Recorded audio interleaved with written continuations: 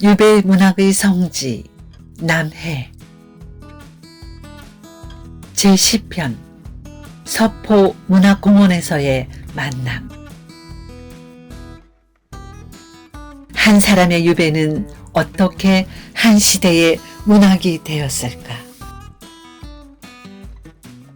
섬 하나가 어떻게 기억의 성지가 되었을까? 오늘 우리는 서포 김만중의 발자취를 따라 남의 노도를 바라보는 자리로 갑니다. 길 끝에서 만나는 문학. 유배 끝에서 피어난 깨달음. 남의 그 깊은 시간 속으로 들어갑니다.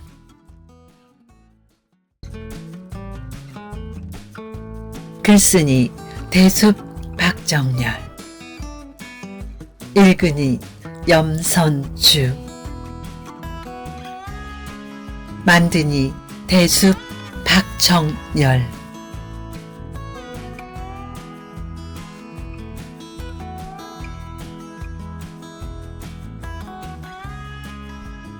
서포 문학공원에서의 만남.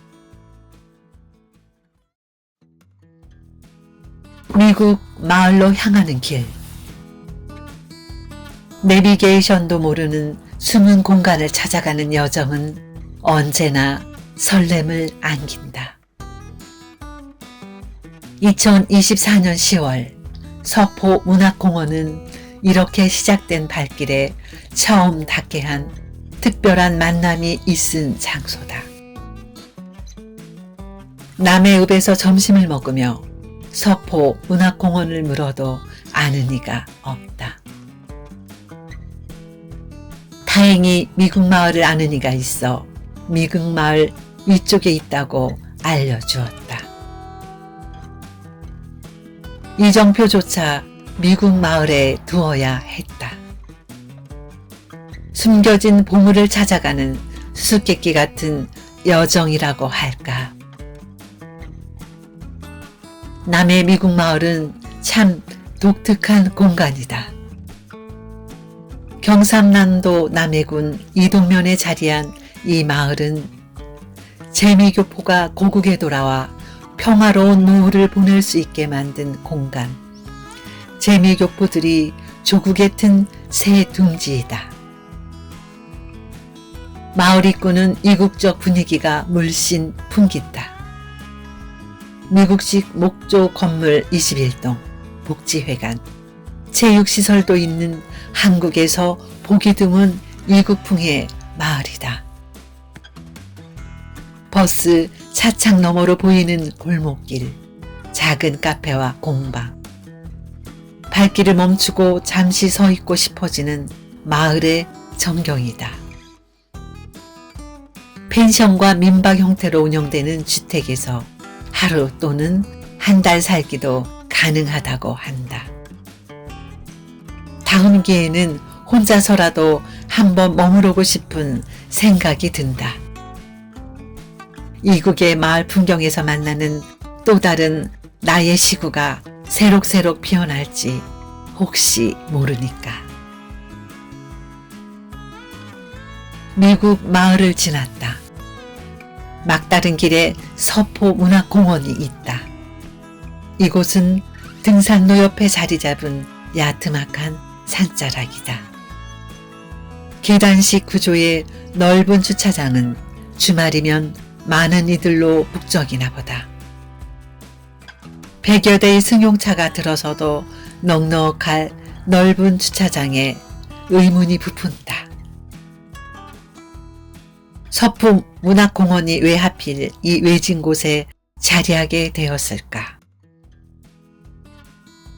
2015년 남해군이 150여억 원을 들여 노도의 문학의 섬 사업을 추진하였다. 서포가 머문 터에 이영집 초막을 만들어 문학관과 문학공원을 조성한 데는 또 다른 깊은 의도가 있어 보인다. 관광 자원화를 넘어 남해에서 귀향을 살았거나 유배된 이들의 역사를 재조명해 보려는 강한 의지로 보았다. 남해군이 지역 특화 사업과 아울러 우리의 역사 의식을 올바로 세워보자는 값진 시도인 것 같다. 그에 따른 큰 성과이기도 하다. 서포 김만중의 동상 앞에 서서 바라본 풍경은 저 멀리 노도가 아련하다.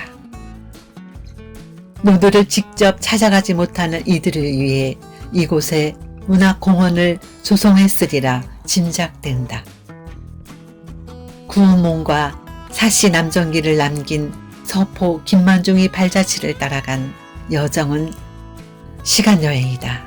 그가 머물던 노도, 그의 문학정신을 기르는 서포 문학공원에 이르는 발길은 문학과 역사의 흔적을 더듬는 순례길이라 생각하였다.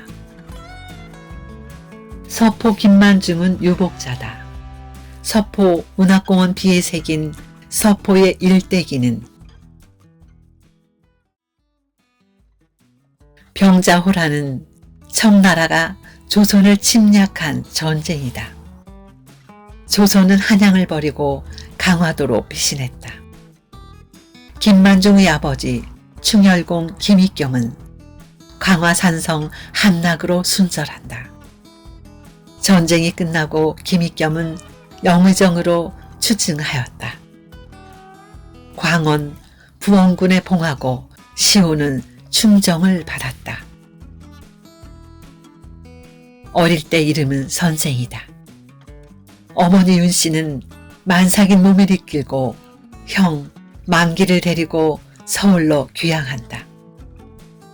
강화도 각곳나루에서 배를 타고 교동로로 가던 중이었다. 김만중은 1637년 2월 10일 배 안에서 태어났다. 유복자로 태어난 서포 선생은 인격 형성의 주체자이자 스승인 어머니 윤씨의 엄격한 가정교육을 받으면서 성장했다. 1650년 진사초시에 합격하고 1665년 정시에 장원급제를 하여 성균관 전직에 임명되었다. 이후 예조 좌랑, 이조 정랑, 암행어사, 동부승지 등을 역임하다가 인선대비 상봉 문제로 서인이 패하자 관직을 삭탈당한 후 강원도 고성으로 유배되었다. 1679년 서포 선생은 관직에 복직되어 우창찬, 예조판서, 병조판서, 홍문관 대제학 등을 지냈다.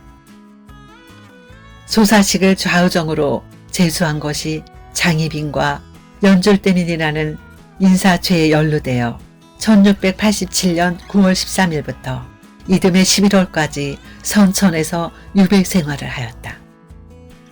서포 선생은 선천에서 돌아온 뒤 넉 달 후 1689년 3월 7일 기사황국에 연루되어 남해로 유배되었다.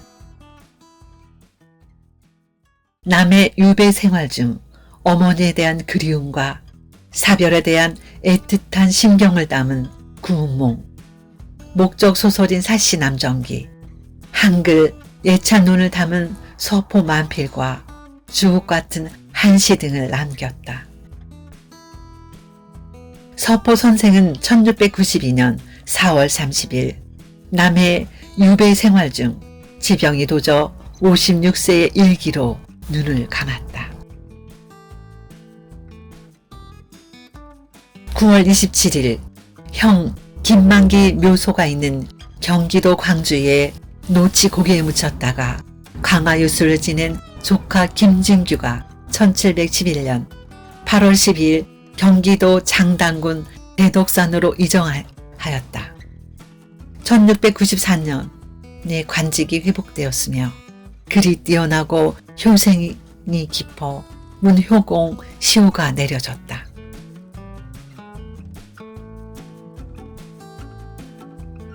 저 멀리 아득한 노도. 나는 서포 김만중 동상 앞에 서 있다. 시간마저 잠시 멈춘 듯하다. 설성경 교수의 5분 특강 이어졌다. 김만중 선생이 직접 이야기를 건네듯 열정의 도가니다. 서포문학연구에 평생을 바친 설 교수는 문학은 깨달음이며 자아 성찰의 기회라고 정의하였다. 김만중은 유배라는 혹독한 시련 앞에 어머니를 향한 사무친 그리움을 안고 자랐다. 어머니를 향한 지극한 효심으로 불의의 명작을 써내려간 효자 서포 김만중 선생, 설 교수는 문학이란 한 인간이 겪은 고통과 기쁨이다. 갈등과 화해 속에서 자기 내면을 깊숙이 들여다보며 삶의 본질을 깨달아가는 여정이라고 말한다. 서포 김만중의 깊은 효심은 대전광역시 유성구 문지동에도 남아있다. 어머니를 향한 지극한 효심이 선영 앞 문학비에 살아 숨쉰다. 돌에 새겨진 유배지에서 지은 사친시, 구절이 보이는 이들의 마음에 큰 울림을 주고 있다. 남해 유배 문학여행은 대전에 서포 김만중 문학관을 세우고자 하는 대전 문인총연합회와 뜻을 같이 한다. 문학이 시대를 넘어 역사를 아우르는 문화적 연대가 이루어지기를 바라는 여망이다. 흘러가는 물이 인생이라 하던가, 때로는 바람에 실린 구름이기도 하다. 삶은 왜 그토록 아둥바둥 움켜쥐려 하는지, 영원할 것처럼 욕망에 집착하는지, 호화로운 입신 양명도, 눈부신 명예도, 손에 쥔 권력마저 때 되면 덧없이 사라지고 말 안개이다. 천년을 살 것처럼 억척스럽게 매달리다 문득 올려다본 파란 하늘에 떠가는 구름이 한 조각 인생일 터이다.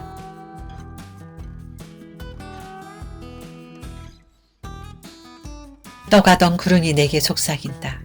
모든 것은 한때다. 지나간 자리에는 오직 깨달음과 사랑만 남는다. 이 말은 서포 김만중 선생이 한글 소설 구몽에 은유한 메시지와 있다. 동상이 바라보는 저 멀리 아득한 노도, 동상을 이곳에 세운 까닭이다.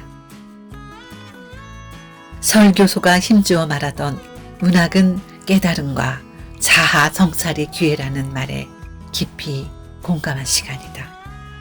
삶의 본질은 한 조각 구름 같은 덧없습니다.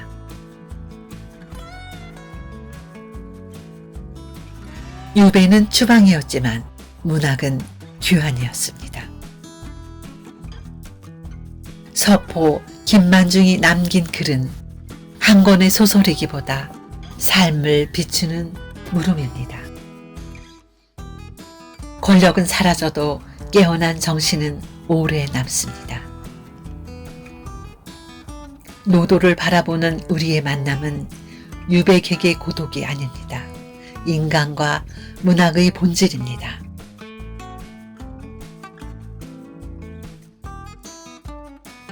유배 문학의 성지 남해.